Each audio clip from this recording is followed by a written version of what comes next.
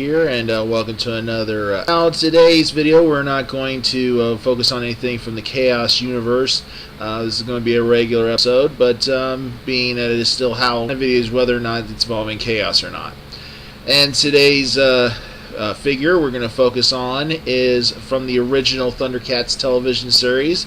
It is Mumm-Ra, the Everliving. This, of course, is what he looked like in the original 80s series from Rankin Bass. As you remember, Mumm-Ra, of course, was a dissident of Third Earth, as opposed to being an alien from another world, as he is shown in the current Thundercats series. Of course, in the original series, we really weren't too sure what his origins were. He never really had that episode, as far as I remember. He basically, all we knew is that Mumm-Ra said that he existed back when Third Earth was known as First Earth. So he's pretty old there. So just depending, as far as we know, he did exist in ancient Egypt, being that he is a mummy and he lives in a pyramid and everything else. Of course, this is a pretty good figure, a pretty large figure, and he is pretty articulate. His head moves, his arms move, not only here on the shoulders, also here in the second part of his shoulder, his elbows, and his hands on both sides.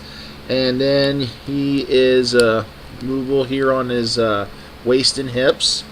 His legs can move, his hips, his knees, and his ankles. So if you want to do like a flying thing, like he can fly in the series, you can position his feet to move like this, so he makes it look like he's flying.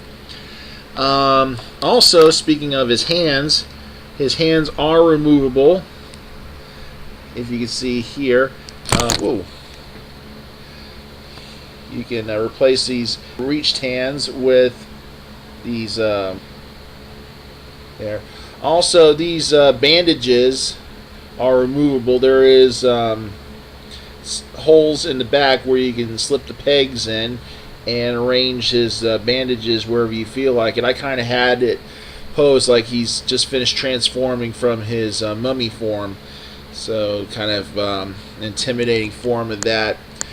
Now, of course, in the original series, Mumm-Ra basically thought he ruled Third Earth. He pretty much had it, or at least he had it so that the forces of evil were dominant on the planet. And then when the Thundercats came and basically started bringing freedom to the good people of Third Earth, he of course sensed that, and of course he obviously wanted the power of the Eye of Thundera for himself. Now, of course, in Mumm-Ra's weaknesses was that if you showed him his reflection, he basically would see his mummy self, and basically he would become terrified and he would be forced to go back into his pyramid lair, and he would revert back to his mummy form. There was other times too that he would become even more powerful. He draws his power from the 4 statues that represent the ancient spirits of evil, each with a different evil animal deity on their heads, obviously because it's ancient Egypt. And sometimes they would grant him temporary, even more power. He would become even more monstrous. And of course, in later episodes, Mumm-Ra would even have his own little sidekick. It would not just be the mutants from Plundar, but he would have his own little dog called Maumut. There's a little bulldog that followed him around. It's kind of cute in a monstrous way, Now, apparently, Mumm-Ra is not only enemies with the Thundercats, but there are also 2 other enemies that have a thing with Mumm-Ra since his early years, back in his own time period. That includes a female version of Mumra, but she works for the spirits of light or goodness, and she pretty much looks like Xena with armor, and she's been in a couple episodes. And also, there's another a male version called Wizra, who is also a good guy from the ancient Egypt. But the only problem is he is forced to remain in an alternate universe until certain times, every few years or so. And there was an episode where he is good at, in the original series, that he can take on many forms. He's a master of disguise. He usually can use it to trick the Thundercats into, to commit evils or something that would get him closer to claiming the Sword of Omens and all.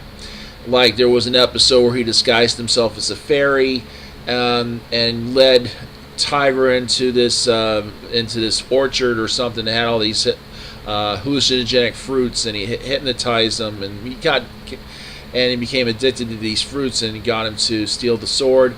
He also disguised himself as a refugee, where he tricked the Thundercats into taking him in, and it kind of makes me think that he is also some sort of alien creature, like the other aliens, like the Thundercats and the elephants and the fish people and all that stuff. Also a humanoid alien animal creature, like a bat. Maybe he's like some sort of bat creature because he has bat wings, and he does have a lot of bat features in that series. This Mumra, of course, is more of the human variety, even though he is part, sort of a zombie, living dead type wizard creature, as well, as opposed to what he is in the new series. But it's a pretty good figure. There's only like 3 from the original series that are out there. Him, the original Lino, and the original Tigra. I'll probably do reviews on them in the near future. But I wanted to do Mumra because, of course, he is, of course, you can associate him with the action figures of Living Dead, and it's Halloween. He's big and scary and all that kind of stuff. I think he also comes with a sword, but I can't find it. I'll have to double check. I think that he came with that Sword of Plundar, which was a double-edged sword and all. But this is the original Mumra from the original Thundercats television series, Mumra the Everliving. More reviews, whatnot, and scary shit here on the Multiverse.